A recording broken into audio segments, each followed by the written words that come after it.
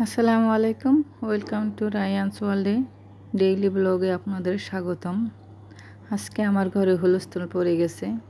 এই যে চিকা, প্রতিদিন আমার ঘরে চিকা আসবে আর ঘর নোংরা করে। তো আজকে ধরা হয়েছে, এখন জানালাটা ফেলে দিবে। বড় হেনস্থা হওয়া লাগলো, ঘরে একদম হুলস্থুল। চলে আসলাম রান্না করে। আজকে শাপলা দিয়ে ডাল দিয়ে রান্না করব। যত কাজ করো রান্না বাড়া করতেই হবে সবার আগে, কারণ রান্নাটাই বড় কাজ ঘরের আর কাজের থেকে। রান্নাটা হয়ে গেলে মনে হয় অনেক কাজ শেষ হয়ে গেছে, পরে আস্তে ধীরে করলেই হবে। তো আগে আমি রান্না করতে আসলাম। এখন দুপুরে রান্না, শাপলাগুলি কেটে লবণ দিয়ে মাখিয়ে রেখেছি। আর দেখেন কিভাবে পানিগুলি ঝরে পড়ছে। কার্পু মাছ ভিজিয়েছি, কার্পু মাছ রান্না করব, শুধু ভুনা করব।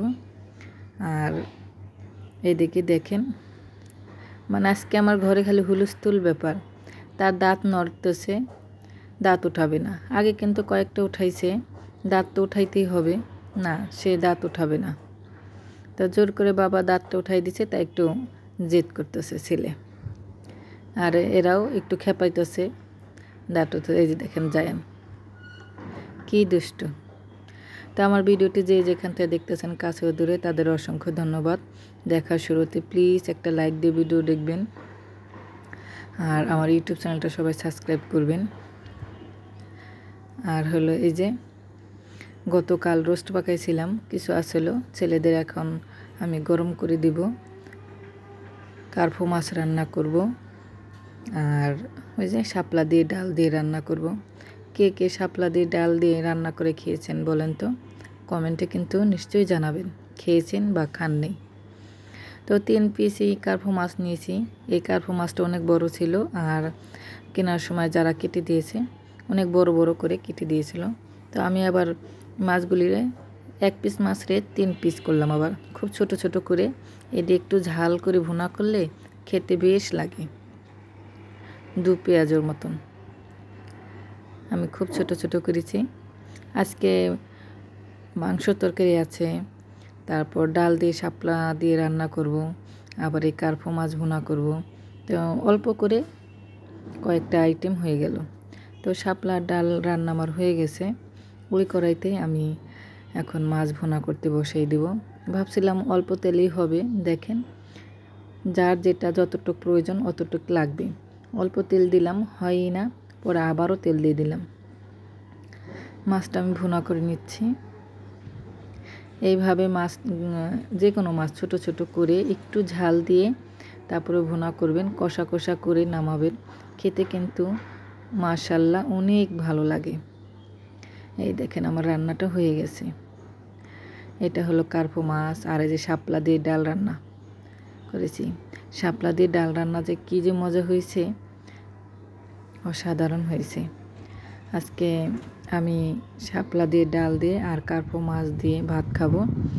আর বড় ছেলে মেজে ছেলে রোস্ট ছিল, অল্প মাংস ছিল, তাই দিয়ে ভাত খেয়ে নিয়েছে ওরা।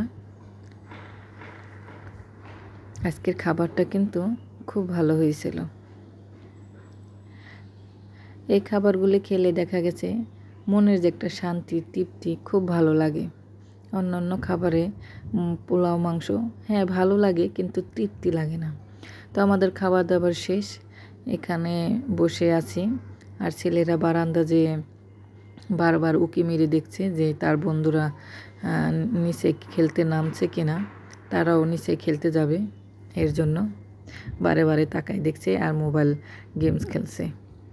তো বাইরে যে সবার সাথে বল খেললে, মিলেমিশে খেলাধুলা করলে ভালো। ঘরের মধ্যে এই যে মোবাইল টিপা দেখেন, আরও মাথা নষ্ট। এই যে খেলতে যাবে, কি জানি হয়েছে, 2 ভাই মিলে একটু কান্না করছে সায়ান, এই যে বল খেলতে যাবে। বারবার বলে দিচ্ছি কারোর সাথে দুষ্টামি করবে না, ঝগড়াঝাটি অশান্তি করবে না।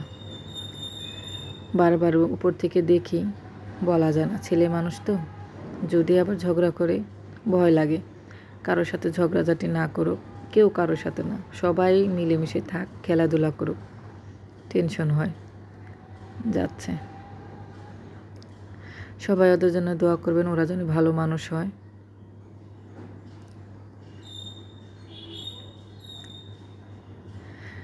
দরজাটা খোলা রেখেই যাচ্ছে, ডাক দিয়ে বললাম।